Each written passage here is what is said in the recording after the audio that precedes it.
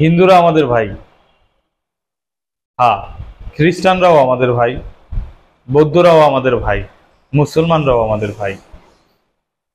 এই দেশটা শুধু হিন্দুর না, এই দেশটা শুধু বৌদ্ধের না, এই দেশটা শুধু খ্রিস্টানের না, এই দেশটা শুধু মুসলমানের না, এই দেশটা সবার।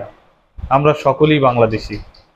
আমরা কেউ উপজাতি নই, কেউ আদিবাসী নই, কেউ সংখ্যালঘু নই, কেউ সংখ্যাগুরু নই। আমরা সকলেই বাংলাদেশি। এটাই আমাদের স্লোগান, এবং এই স্লোগান হওয়াই উচিত। আর এই স্লোগানের জন্যই এই দেশটা পুনরায় স্বাধীন হয়েছে। আমরা ন্যায় বিশ্বাস করি, আমরা সমতা, আমরা সাম্যে বিশ্বাস করি। এটা সাম্যের দেশ হবে, এটা ন্যায়ের দেশ হবে, এটা বাংলাদেশিদের আবাসস্থান হবে, এটা বাংলাদেশিদের জন্মভূমি হবে।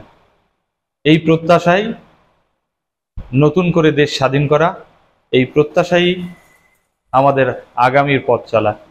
তাই আজকে যারা শাহবাগে জড়ো হয়েছেন, সারা দেশ থেকে বিক্ষোভের ডাক দিয়েছেন হিন্দু সাইনবোর্ডের আওতায়, আমি তাদেরকে বলবো, আপনারা আমাদের ভাই। আপনারাও চান না যে এই দেশটা ন্যায়ের দেশ হোক, একটা সাম্যর দেশ হোক, এই দেশটা ন্যায় বিচারের দেশ হোক, ন্যায় বিচার প্রতিষ্ঠা হোক। যদি আপনারা চানই যে এই দেশটা সাম্যের হোক, ন্যায়ের হোক, ন্যায় বিচার প্রতিষ্ঠা হোক, দুর্নীতিমুক্ত হোক, ঘুষ মুক্ত হোক, তাহলে আপনারা কেন বিশৃঙ্খলা সৃষ্টি করছেন? আমি যেই জেলায় বসবাস করি, বিশ্বাস করেন, কোনো হিন্দুর বাড়িতে আক্রমণ করা হয় নাই। আমি এটা বিশ্বাস করতে চাই, বিশ্বাস করি। বাংলাদেশে কোনো হিন্দুর বাড়িতে কোনো ছাত্র সমাজ, কোনো ছাত্র জনতা আক্রমণ করেনি। এখন বলবেন হিন্দুর বাড়িতে কোথায় কোথায় তো আক্রমণ হয়েছে। হ্যাঁ, হয়েছে, সেটা মুসলমানের বাড়িতেও হয়েছে। এই দেশটাকে কোনো গোষ্ঠী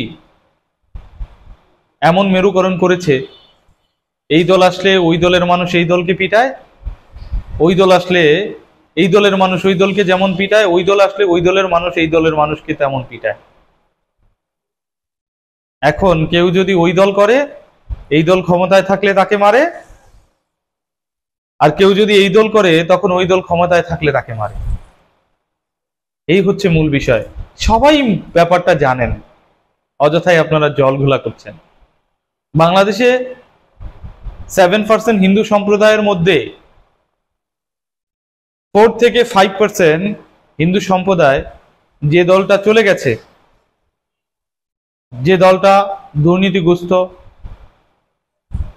যে দলটা একটা স্বৈরাচারী শাসন প্রতিষ্ঠা করেছিল বাংলাদেশে, ওই দলটার রিজার্ভ ভোটার। ওই দলের ওই 4 থেকে 5% মানুষের মধ্যে কোনো কোনো মানুষ এমন ছিল যারা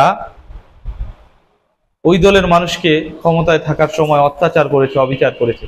এখন যখন তাদের ক্ষমতা চলে গেছে, তখন তারা তাদের উপরে ঝাঁপিয়ে পড়েছে, কিন্তু কোনো নিরীহ হিন্দুর উপর কোনো মানুষ কখনোই ঝাঁপায় পড়েনি। এটা বাংলাদেশের কখনোই কোনো ইতিহাসে ছিল না, এখনো নাই। যেটা পূর্বে হয়েছে, এখন হচ্ছে, সেটা রাজনীতিকরণ, এছাড়া কিছু না।